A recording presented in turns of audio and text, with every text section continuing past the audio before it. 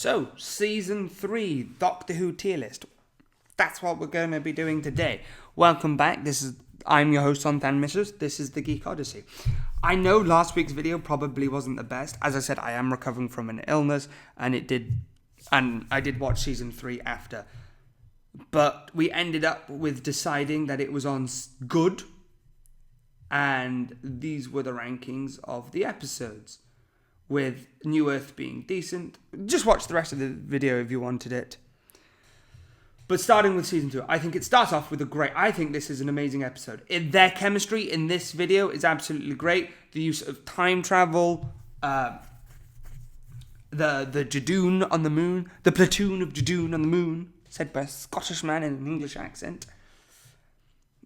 The whole thing, I like the Doctor's bit with the radiation, where it's like, these used to play with these as toys, and going barefoot on the moon, the intelligence. The reason he likes Martha is because of her intelligence, her ability to know she can open the windows because they can breathe already, and it's not an airtight building. The use of the news again. I just think it's one of the great episodes. The police rhinos, why they haven't appeared before, that's a debate, and much after, that's a debate, but they're great new villains, or not really villains, but kind of villains, showing the Doctor's intelligence, that the willingness to get his blood sucked. But I think the biggest thing with this episode is their chemistry in this one episode, the continuation of him liking a little shop, new villains, and setting up a lot of things you need with need to know with her family. I just think it's a great episode, and it get two strong episodes back to back. We do fall down a bit with the Shakespeare's Code. We do fall down to good. It is above the school reunion, though, and I think The World's End. And there, I think. Because while I don't particularly like Shakespeare in this, it sets up the proper relationship going forward between the Doctor and Martha, her pining over him pining over Rose, that whole situation. So it lets us know what we're going to be in store for the rest of the season. And the Doctor's intelligence, the Carrionites, more lore to the universe and how old they are. That they seem to love doing old things, considering old. You know, just they like old things apparently. But where did I put it here? I don't particularly like him, but I like the Carrionites, and I like how the Doctor explains how we chose mathematics, numbers, to decode the universe, but the Carrionites chose words. I like that. And I also kind of like the idea that the Doctor kind of stalls world-ending things in the TARDIS, because the ball that the Carrionites are trapped into, he just puts in the TARDIS. And it's like, how many universe-ending threats are just in his TARDIS laying around? But it can't be, I don't think it could go any higher, because while I think the episode is better, I don't think Shakespeare is as good as Charles Dickens. Next up is Gridlock, which is definitely better than New Earth. But do I think it's good or great? I love the ending with the Doctor and Martha, where she refuses to leave until he tells her, and he ends up telling her about his people and the Time Lords and stuff like that. His refusal to accept that he is not alone, told to him by the face of Bo.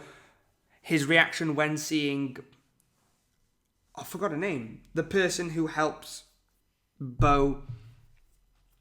But I think the car scenes, they just take too long and they're not really entertaining, and it feels like the fast lane doesn't really make sense. It is just tacked on to give you a bit of a thrill. Ironically, I think if it was more like Midnight, where there was another threat and not this tacked on fast-paced scene, and it was more of a looming threat, like in Midnight, where it's a more slow-paced one up until the action at the end, and it's more psychological, it would have done better. So I'm going to leave it here, but I am going to put it up to above here.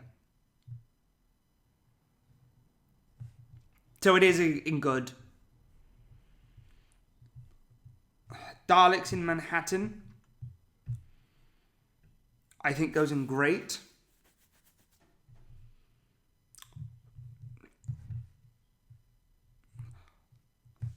I'm trying to remember which one he dies in.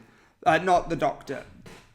The evolution of the Daleks. I'm assuming it's the evolution of the Daleks is where they have Dalek sect become what he is. And I love Dalek sect as the new human. No, I think they both have to go in great. They are both great. I think they're massively underrated. I don't think the acting's the best from the male villain, but the Daleks and what they stand for and what they're trying to do, the Doctor, his hatred for them, the Doctor showing he's a genius. I think this is one of the few times you see how smart the Doctor actually is. Even the Daleks realise they need him to help solve their problems, or at least Dalek sectors, because of how intelligent the Doctor is. And he's able to help them with the mutation and making the new life, which they weren't able to do very quickly. And he was even able to save Laszlo. I think this is one of the ones where it just shows his intelligence. And I also like the bit where he has to get Martha to step forward because he can't risk revealing himself until the music scene. I just think they're great episodes. And I think it's rare to show this level of intelligence with him. Normally we know he's intelligent, but it's in time stuff because he's a Time Lord. But this shows that he is in fact great at biology, chemistry, all other matters. It's that even genius species that we learned in Dalek are geniuses. Even the smartest Daleks still need the Doctor's help. The Lazarus experiment, definitely overhated. I'd say it's an alright episode. I like the philosophy. I just think the CGI monster was bad, and Martha's mum seems to hate him for no reason. I know she gets manipulated later, but there is some forced stuff going on in this episode, but it's overall not really a bad episode. I'd rather watch it than New Earth. And it's a tie between which ones I'd watch of these three, so decent it goes. 42. It's an okay one. No, I think it's decent. There's no villain per se, no proper villain, and it's a bit cringe, but I also think it is overrated. But it's probably one of Chibnall's best ever, episodes. So these two episodes are annoying to place because they are good episodes, but I just don't like them. But they are great episodes. People often regard them as one of the best two-parters, not on the level of The Empty Child and The Doctor Dances of these, but definitely up there. But I'm going to have to... The Family of Blood is definitely better, because that's when the Doctor comes back and you see his intelligence. And I don't think I could put Human Nature on the same level. So it has to be... But it is better than Aliens of London. I might have to do this. That's what it's going to have to be. Amazing and great. And Blink, I think everyone knows this is an S tier, and it goes around here. Around this thing. These two are two of the best two-parters, but I think as a standalone, it is better. It might be the best standalone episode in Doctor Who history. And then we've got the final part. Ooh, but I can't do it because I haven't watched this yet. Well, Utopia. is amazing or great? Amazing or great? Well, let's get all of them up so we can see.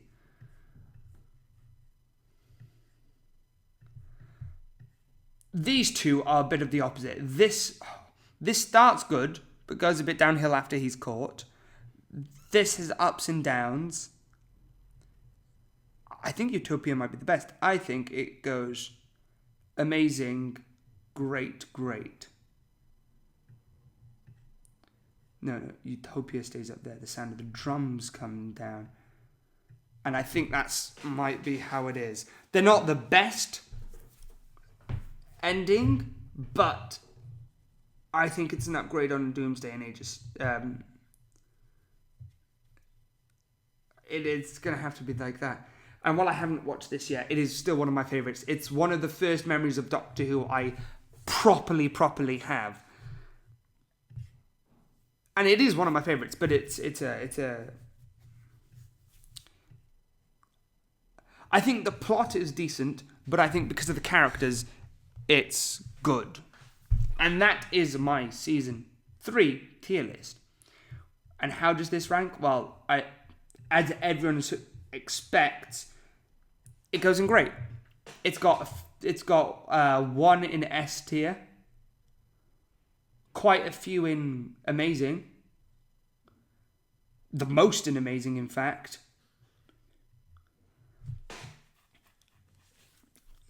But it's also got... No, its worst one is decent. Oh, no, you know what? I think it goes in amazing. Oh, no, because you have to take into the season effect. This was a better season, but with worse episodes. This was a worse season with better episodes. I want to say it goes in between, but looking at the episodes purely as how we put them, it has to be amazing. Though I think I'd prefer rewatching this. Oh, no, do I? No, this makes sense. And we start with amazing, drop down to good, go up to amazing, and I expect we're going to have God tier next.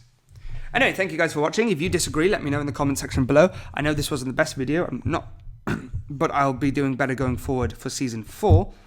I'll try my best to make notes and all that jazz. But until next time, thank you guys for watching. I've been your host, TC Smith. This is Something Missers. Stay tuned for a lot more Haikyuu videos and more topics on anything really. Percy Jackson.